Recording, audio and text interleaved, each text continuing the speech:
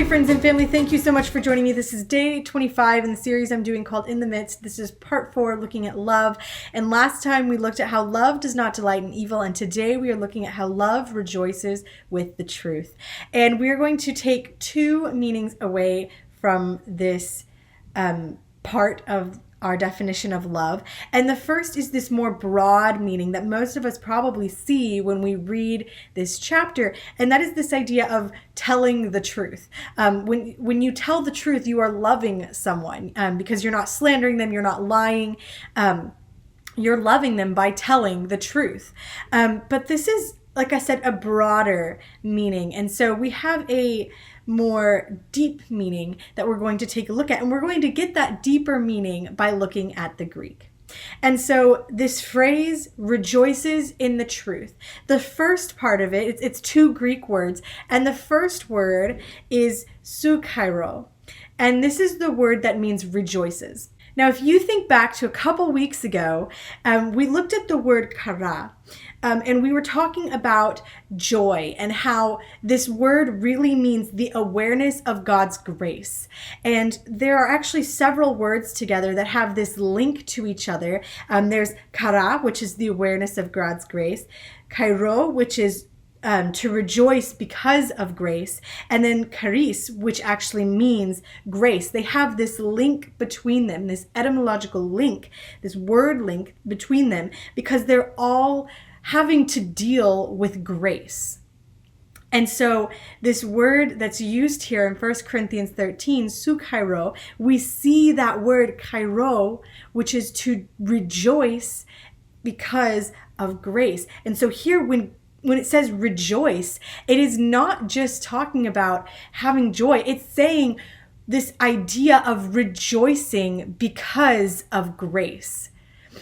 And so that is the first word of this phrase. Now, the second word of this phrase is aletheia.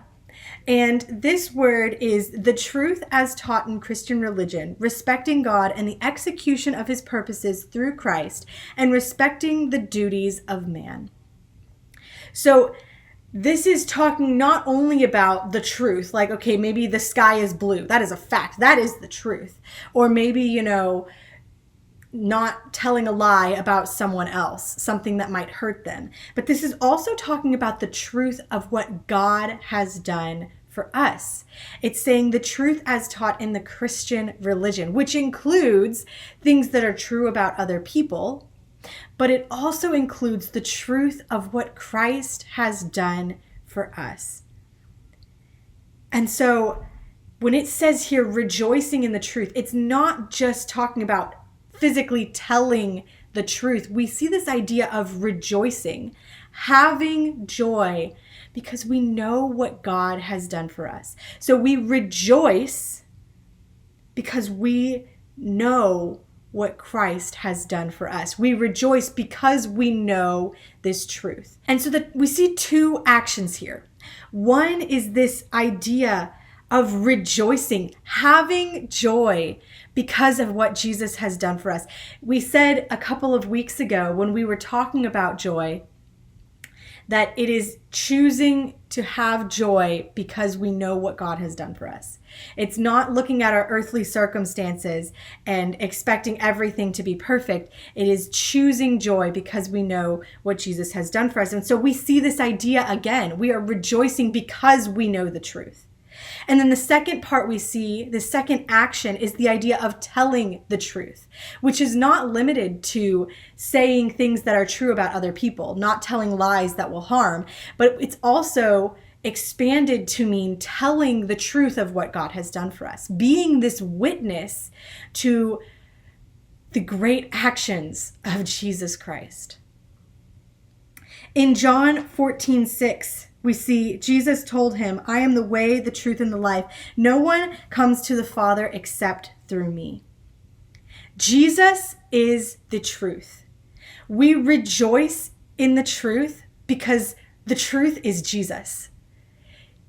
What he did for us is the truth. And we are to go out and proclaim this to those around us. When we rejoice in the truth, we are not only seeking to tell the truth to others and to say what is correct, but we are also choosing to proclaim the gospel and proclaim what we know to be the truth, even if others haven't realized that that is the truth yet. And we rejoice because we know that it is true. So go this week and rejoice in the truth because you know the truth. You know Jesus and what he's done for you.